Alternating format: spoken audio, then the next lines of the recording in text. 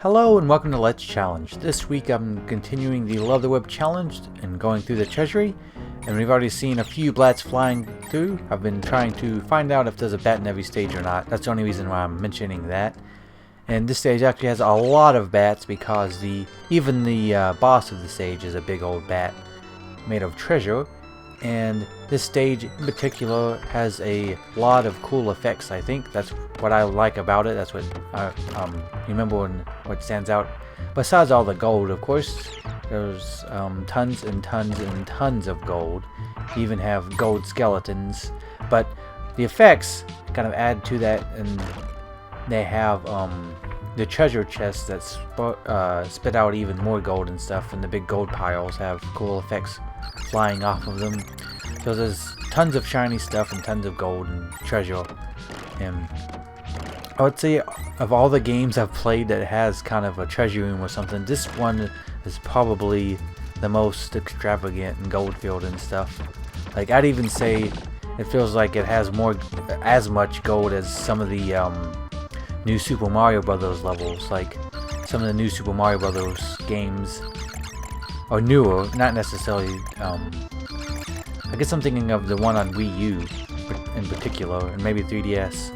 Anyways, they have levels with tons and tons of coins in it. That's the kind of theme of the levels, and they have like a big train made out of gold and stuff. But I think this is kind of, well, it's a close contest in which one is more kind of ridiculous with gold-filled stuff. Because later on, we haven't got to it yet, but there's even rooms that are so full of gold that you kind of sink in the gold like quicksand. And we also have giant bats made out of gold, and the stairways are made out of gold, and there's just tons of gold. Can't say it enough, I guess.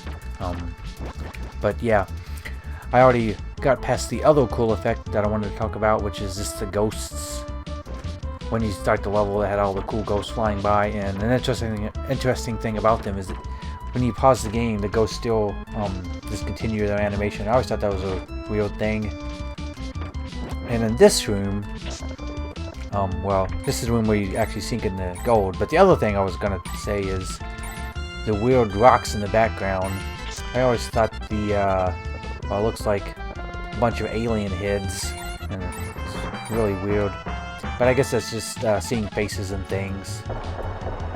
And then we have even more giant treasure things in the background here. I'm not sure what's going on in that background. It's a little interesting.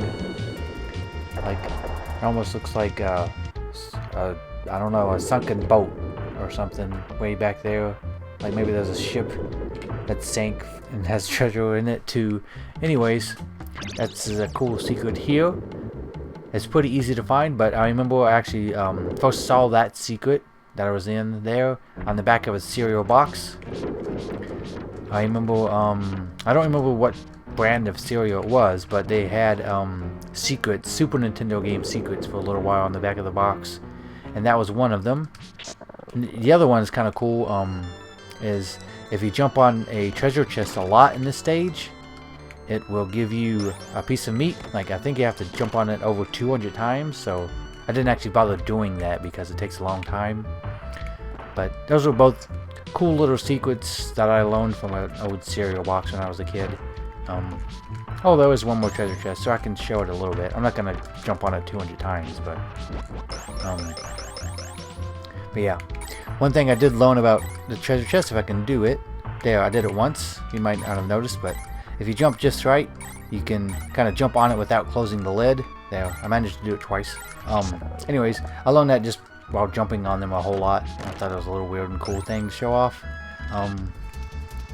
Yeah, the other thing I would say about that secret is I think it's a little different from kind of NES secrets, where like in Castlevania 2, they kind of had a secret where you had to actually do it to beat the game, like where you would take a red crystal and kneel by a cliff, and that was something that unless you bought a strategy guide, there was almost no way to know about it. So I think there was actually a change in how secrets were done a little bit. Like in the Nintendo era, it would be like secrets made specifically to sell like strategy guides on Nintendo Power, like kind of secrets that you actually had to do to beat the game. Versus what they did here in Castlevania 4 when it launched is they did secrets more to just advertise and promote the game, something they could put on the back of cereal boxes and stuff, but wasn't crucial to actually beating the game. So that's a little change, I think. That's not the only reason to really put secrets in your game, of course. That's a big thing, I think, at least back then, was to try and just advertise the game by sharing secrets. And okay, that's enough about secrets. I should actually talk about the boss a little bit. And I would say, I don't think the first form of the boss is difficult, but the second one I've always felt is really difficult, because you can't really stay beneath him anymore since he likes to poop out little gold coins. It's a little safe to stay underneath as long as you look out for the gold coins, but it's also dangerous to attack from the side because he breaks apart, and the stuff that breaks apart will hurt you too. So in general, I've never had a super great strategy for dealing with the small bats. Like most of the time I just wail on them and hope I can kill them before they kill me, but I can't quite do that with this leather whip challenge. Like I actually have to be a little more careful and take at least a few more hits. Less, I'm mixing words here because I'm trying to fight.